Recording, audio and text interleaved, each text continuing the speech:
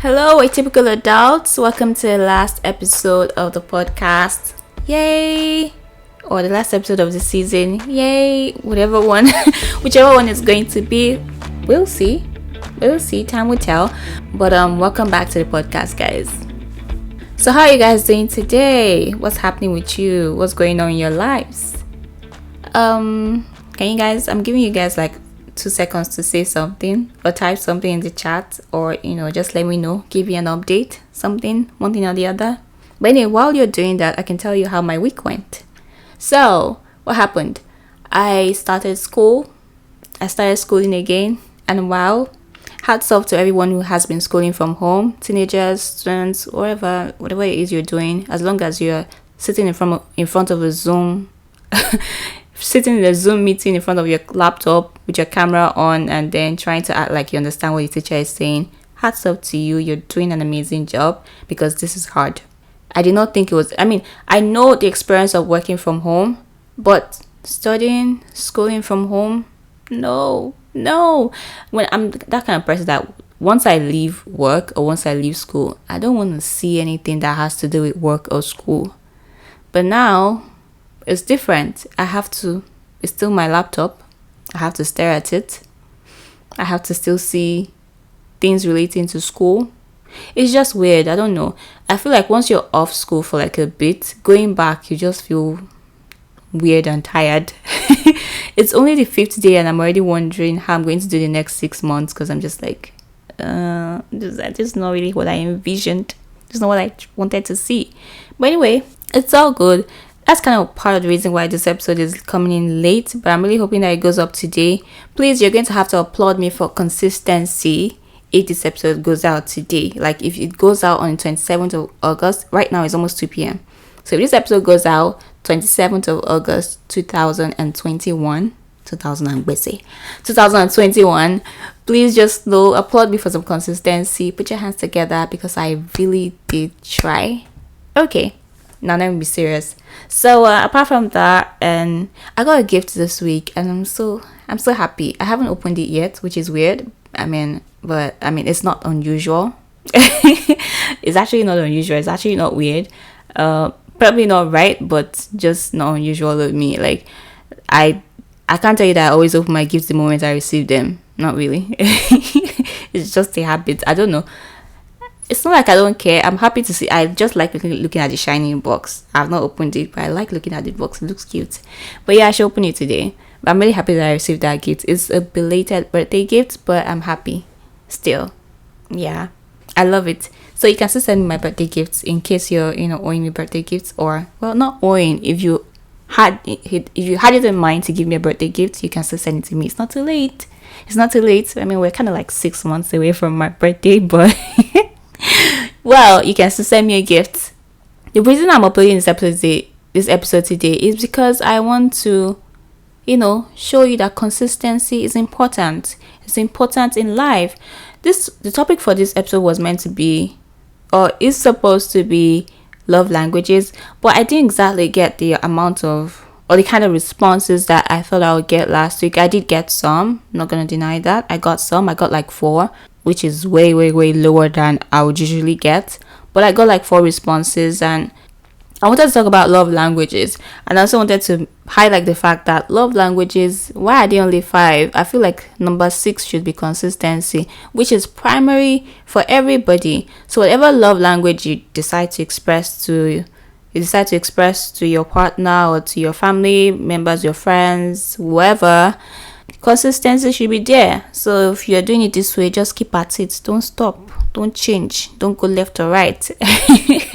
But yeah, so the 5 love languages, or that we know, or that's written by the Dr. Chapman. Is it Gary Chapman? I think that's the name. So there are 5, and there are words of affirmation. What's the other one? Gifts. There's acts of service. There's quality time. There's physical touch. I feel like number 6 should be consistency. I don't know why, but I just think it deserves to be on the list. But you might not feel that way. It's okay. Anyway, I'll share the responses that I got, but before I do that, I just want to say that I'm interested in having people share their stories in season 2.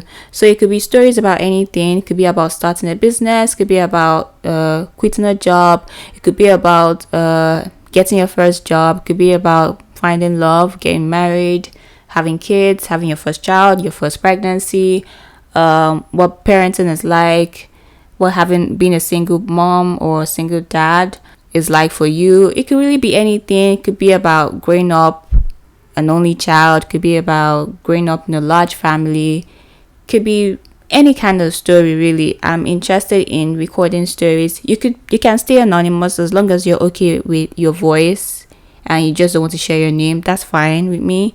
And you can definitely withhold like as much detail as you think would help with keeping you anonymous. And it could really be any kind of story. It could be about growing up in a particular location, or what it is like to grow up in a particular location. Any story. I'm just open to recording random stories of people anywhere.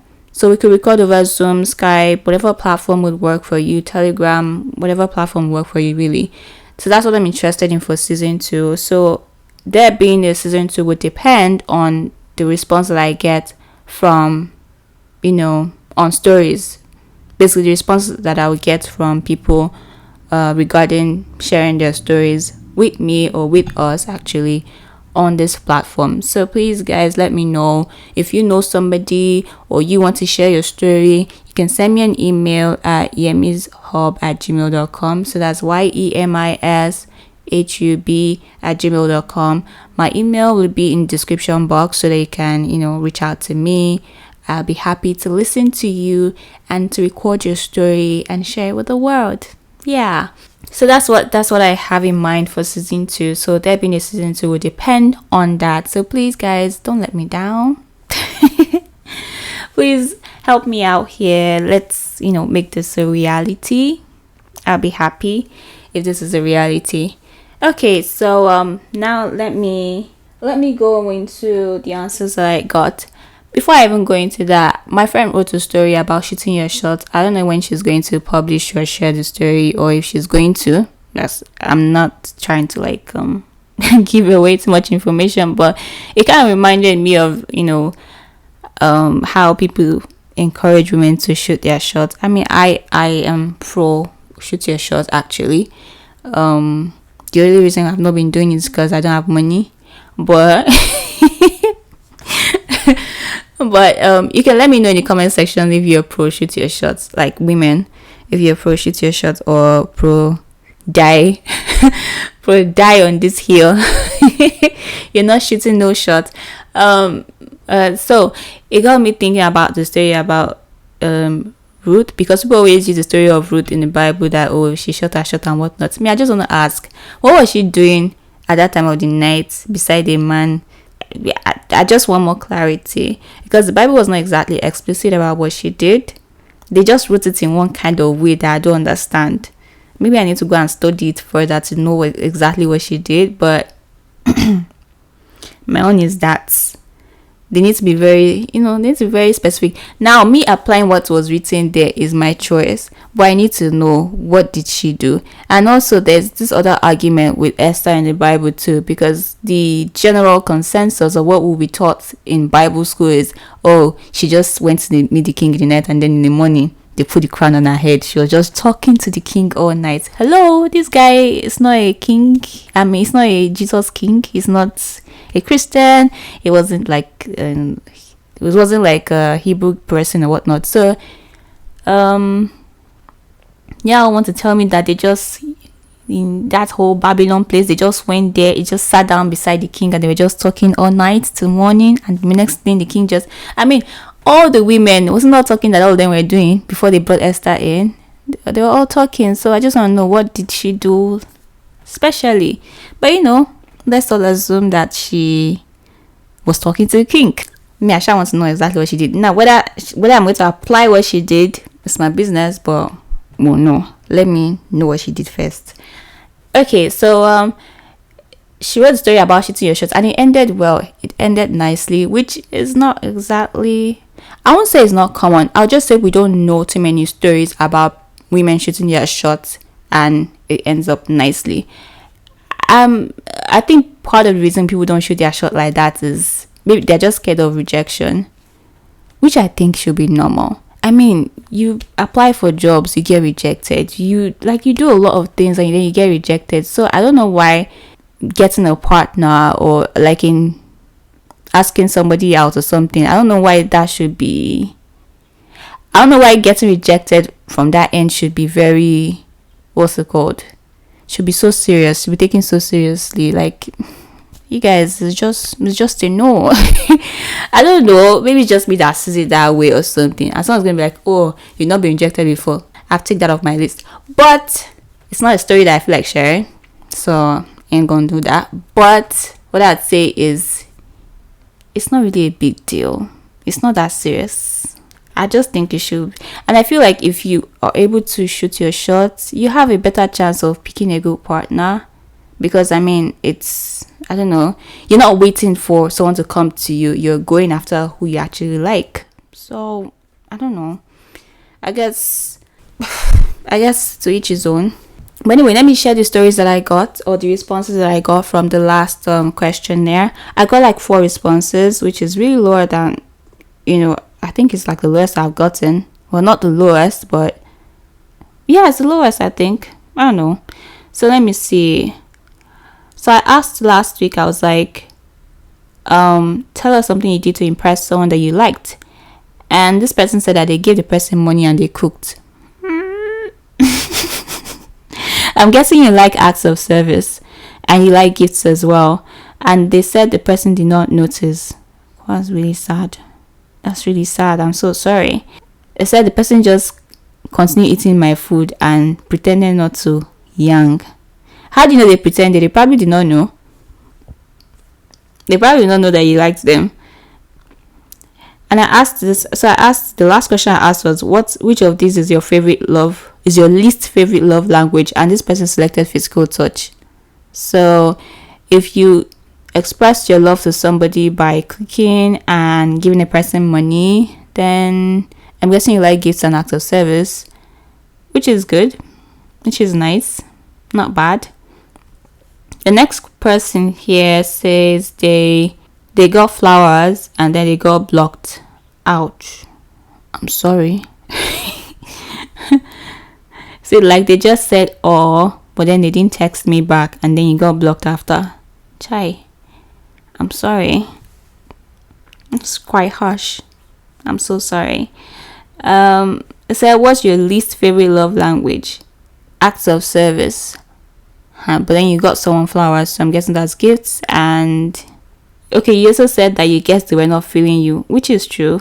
I mean, that's probably the reason. That's probably the case. They just were not feeling you and they blocked you. So you move on to the next person. I bought them an expensive pair of Nikes. The fact that you had to put expensive there just to qualify. Like Nike is cheap on a normal day. Of course, it's not cheap on a normal day. When then you said an expensive pair of Nike sneakers. Well, I don't know what your range of expensive is, but you sound very pissed. But then, oh, you're not even pissed actually. You're happy. They appreciated the gesture. That's very good. And then your own least favorite love language is acts of service. So you're someone that would definitely like gifts. I'm guessing. You definitely like gifts. And this other person, the last person, says they dress to be noticed. A moment of silence for this one. Because I don't know. You dressed to be noticed. And what happened? You were not noticed. Apparently you were not noticed. And your own least favorite love language is words of affirmation. I find that very funny. Here's why.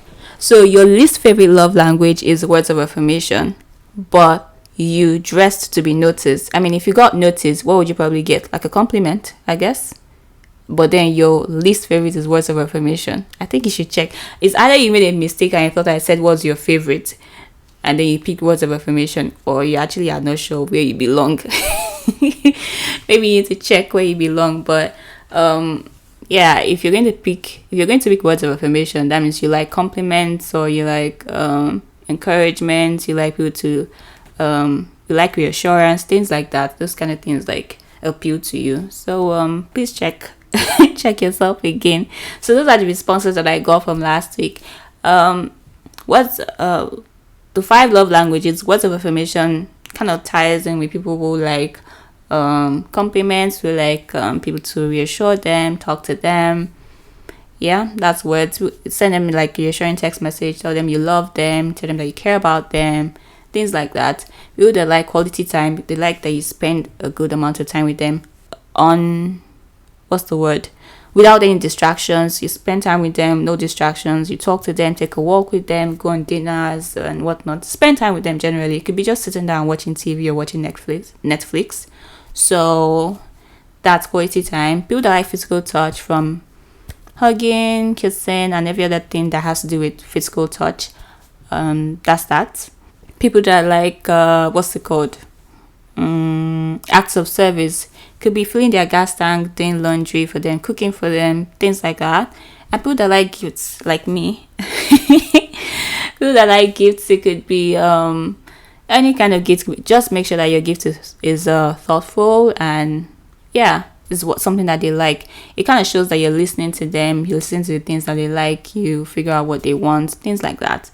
So basically all the love languages are, I think personally, I think that different love languages would come into play and would be sort of dominant at different stages of life. That's what I think. But then I might be wrong, because I feel like at different points in your life you would want different things more than others.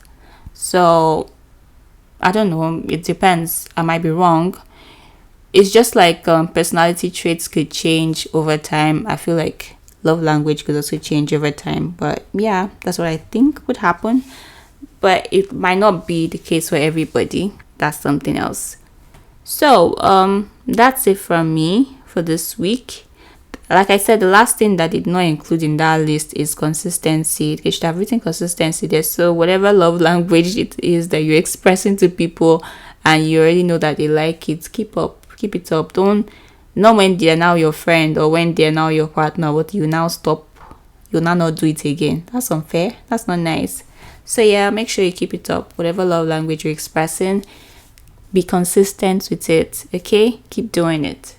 So that's it from me for this week. I hope that I get an email from somebody or email from people that would like to share their stories. I'm really looking forward to that. Please let me know in the comments what you think of this episode and what you thought of this season. I'm really looking forward to reading comments and getting emails from you guys. And what else do I want to say? Have a good weekend. Have a lovely third part of the year. Wow, the month is ending actually. So happy new month in advance, and I hope you have an amazing third part of the year. So that's what are we celebrating next? Thanksgiving, I think, or Halloween. Okay, yeah, so it's Thanksgiving for us in Canada and then Halloween, but it's the other way around for people in the US. But anyway, happy new month in advance, and have an amazing weekend and week coming up. See you guys when next I see you guys. Bye for now, guys.